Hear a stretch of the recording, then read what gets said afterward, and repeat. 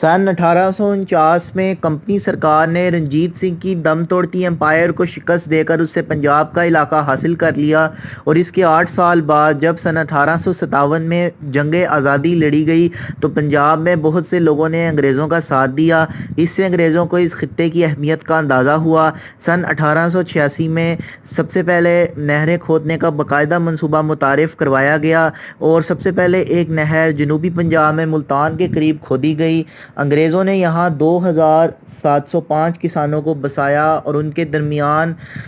2.25 لاکھ کے قریب اراضی تقسیم کر دی، اور اس طرح یہاں زراعت پھلی پھولی اور پنجاب کی زمین انگریزوں کے لیے سونا اگلنے لگی، اور انگریز یہاں سے لینڈ ریونیو زمینداروں کے ذریعے اکٹھا کرواتے تھے، اور بعد میں انگریزوں ہی کے ذریعے سے پنجاب میں ایک عظیم نہری نظام وجود میں آیا۔